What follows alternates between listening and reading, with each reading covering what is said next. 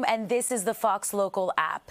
This morning, police in Georgia are looking for answers after a shooter opens fire near the Centers for Disease Control and Prevention by Emory University. A police officer was killed while responding to the incident. Investigators say the shooter is dead. Nobody else was hurt.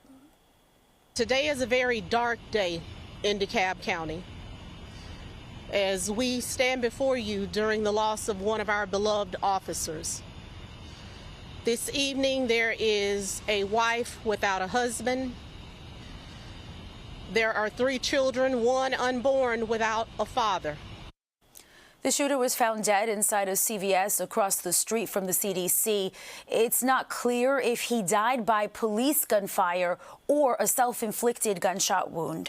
Today in Brooklyn, a funeral for Alain Detienne, one of the victims in last month's deadly Midtown mass shooting. The security guard was one of 4 people killed by the gunfire. The shooter, identified as 27-year-old Shane Tamura, who took his own life, he was found with a suicide note. Detectives believe he was targeting the NFL offices.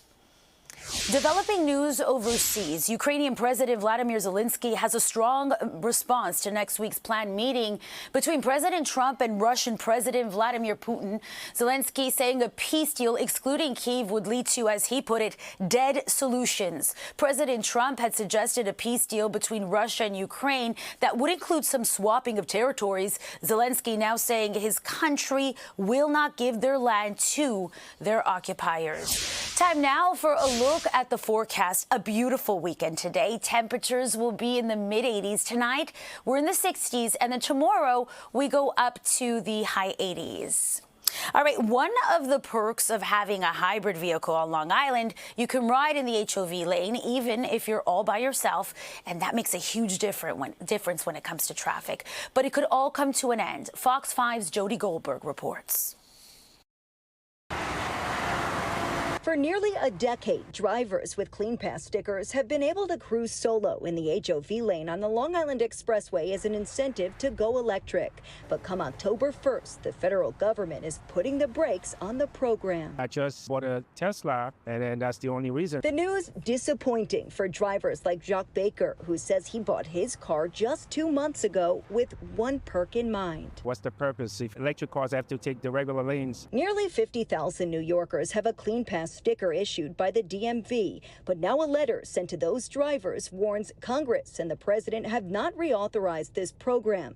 Vehicles currently participating will no longer be permitted to use the HOV lane without meeting HOV occupancy requirements. My son-in-law saved a half hour each way on his commute every day. It's nice when rush hour you get to go past when I'm not with my wife and get to work on time. Now, officials say close to 200,000 cars use the Long Island Expressway every day. And if nothing changes in Washington, many drivers will be forced to travel with 2 or even 3 people if they want to be in the HOV lane during peak hours. It's not costing the federal government any money. Why are we taking it away? Governor Hochul is calling for the renewal of the program, saying the responsibility lies squarely at the feet of Congress. But Robert Sinclair Jr. from AAA Northeast says he doesn't expect much to change. There's 79,000 registered EVs on Long Island. When people talk to us about why they purchase EVs, having access to the HOV lane is not high up on the list. It doesn't seem to offer that much of an advantage. If those who want to be able to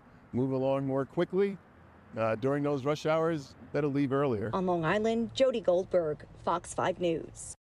There's some serious mosquito concerns across the area. Officials in New Jersey say the number of West Nile cases this year is higher than average. Experts we spoke to at the Bergen County Mosquito Control Division say climate change is leading to longer mosquito seasons.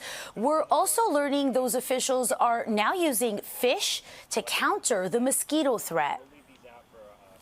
The fish were extremely useful when we had a lot of abandoned homes with swimming pools. And the swimming pools weren't being maintained and they were just being colonized, taken over by mosquitoes. We would put fish in those ponds. So fish definitely have usefulness in certain areas, and they can provide, a long-term, sometimes permanent form of mosquito control. Officials urge people to wear long sleeves when mosquitoes are around, as well as insect repellent, of course. Now, they say spray your clothes because mosquitoes can bite through our clothing. Now to a bizarre Nintendo 2 Switch mishap that's turned into a major win for charity. It all started when a Staten Island GameStop accidentally stapled receipts to several consoles, damaging them in the process. The mistake resulting in a charity auction, raising more than $200,000 for children in need. Fox 5's Jennifer Williams has this story. We took something that might have looked negative and we turned it to a positive. And boy, did it become very positive. An accidental defect became a limited edition worth a lot for charity. It wasn't a huge deal.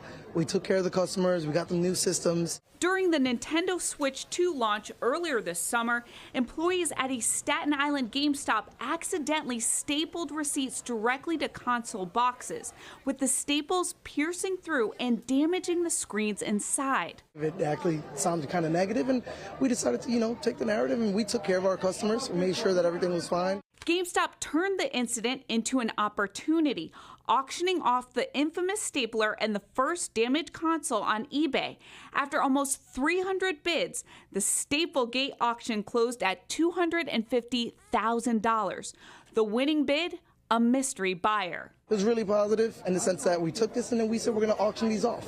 And that money, everything went to Children's Miracle Network hospitals. This is the best. Oh, really? Yeah. These patients, they often go through really challenging times. They have tests, procedures, treatments, doctor's appointments. A lot of them have some pretty significant medical injuries, crises, or diagnosis. And today, they get to be a kid. The damaged consoles cost $450 each, but this one mistake raised $250,000 for Children's Miracle Network hospitals. What could have just been a passing headline, through GameStop's generosity and their creativity, has turned into $250,000 for children's hospitals. I'm really excited. We were able to help out all these kids and the hospitals and turn this into something good. Jennifer Williams, Fox 5 News. All right, now to teens and tech. Parents know the perils. In fact, according to a recent survey by Common Sense Media, 1 in 4 kids has their own smartphone by the time they turn 8. Now a podcast discussion is sparking a conversation about restricting phone use to certain parts of the house, just like the days when we had a home phone with that long cord. Here's Fox 5's Kendall Green. Chances are it's been a while since you heard anything about a landline, let alone a kitchen phone. But they were just as popular as the cast members of sitcoms between the 80s and the early 2000s. That's right. Anytime you saw a character on the phone, they were tethered by a line. And those vintage lines have apparently inspired some new parenting guidance from Kylie Kelsey, the wife of former Philadelphia Eagles star Jason Kelsey. She broke it all down on her Not Gonna Lie podcast. You can still use the phone on the first floor of the house, but they live in the kitchen. Kelsey calls the approach the kitchen phone rule, explaining it as a way she keeps an eye on what her kids are doing on their phones, while ensuring they're not alone with their devices behind closed doors. They're staying in the kitchen. What do you think about that? I mean, that's arbitrary. You got to limit the usage. That's just only, then they're going to hang out wherever they can use the cell phones, right? Kids aren't dumb. I think that what the mom's doing is great. Parental expert and author Liz Stern loves the approach. In my house, we have somewhere in the living room that I take my daughter's phone, and at night I put it in. While some parents stick to imposing time limits on their kids' cell phone use. I wouldn't let her more than an hour. Stern hopes the conversation leads to a decline in using smartphones and a pivot to more simple ones like flip phones and landlines. That way, you know who's calling you, and it's not just doom scrolling all day and all night, and especially for these kids. Parents share Kelsey may be onto something. Cell phones bring in a lot of information very quickly, and it's not censored. Unless... Well, I mean, a little bit different in New York. We don't have multiple floors. I don't anyways. We live in a one-bedroom apartment, so. Kendall Green, Fox 5 News. All right, it's time for us to take a break now, and of course we'll be back soon. And we all know the weekend's a great time to plan the week ahead, so here's the 7-day forecast for next week.